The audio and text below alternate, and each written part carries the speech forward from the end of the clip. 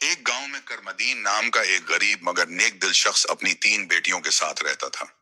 करमदीन की बेबी का इंतकाल हो चुका था और वो अपनी बेटियों को माँ और बाप दोनों का प्यार देने की कोशिश करता था। इसकी बेटियां, बड़ी बेटी सकीना, दरमियानी बेटी आयशा, सबसे छोटी जैनब, सब अपने वालिद से बहुत मोहब्बत करती थीं।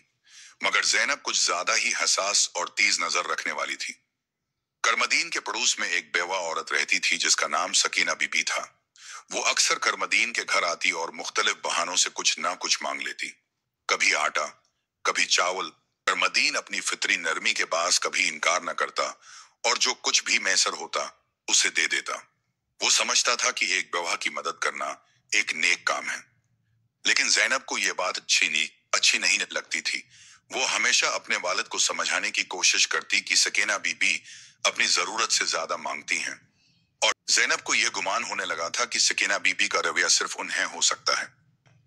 एक दिन सकीना बीबी ने करमदीन से एक बड़ी चीज मांगी। उनकी जमीन का एक हिस्सा कुछ दिनों के लिए काश्त के लिए देने को कहा। करमदीन अपनी सखावत के तहत फौरन मानी। जैनब यह सुनकर बहुत नाराज हुई और अपने वालिद से सख्ती से कहा, अबा जान, ये औरत सिर्फ हमें नुकसान पहुंचा रही है। आप उसकी बातों में आकर हमारी जमीन भी दे रहे हैं। ये आपके साथ कोई अच्छा नहीं कर रही। करमदीन ने जैनब की बात को नरमी से टाल दिया और सकीना बीबी को जमीन दे दी। कुछ दिन बाद गांव के लोग चामगुइयां करने लगे कि सकीना बीबी ने करमदीन की जमीन पर कब्जा करने का मंसूबा बना लिया है। वो किसी और को दिखा रही थी कि जमीन अब उसकी मिल्कियत है। जब ये बात करमदीन को मालूम हुई तो वो बहुत परेशान हुआ। अस्तबह की बात याद आई और एहसास हुआ कि जैनब की बातें सच साबित हो रही हैं। करमदीन ने गांव के बुजुर्गों को जमा किया और उनके सामने सकीना बीबी की हकीकत पेश की। गांव के लोगों ने करमदीन की मदद की और जमीन वापस करवा दी। इस वाकये के बाद करमदीन ने जैनब से माफी मांगी और कहा, बेटी, तुम सही कहती थी, हमेशा दिल की नरमी पर नहीं चलना चाहिए, कभी अक्ल से भी काम लेना जरूरी है।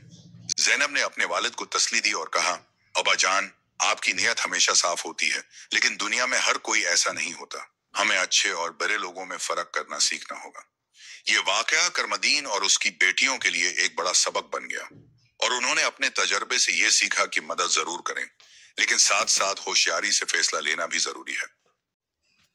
उम्मीद करता हूं आपको ये कहानी दिलचस्प लगी होगी। जाते जाते वीडियो को लाइक और चैनल को सब्सक्राइब लाजमी करें। अल्लाह हाफिज।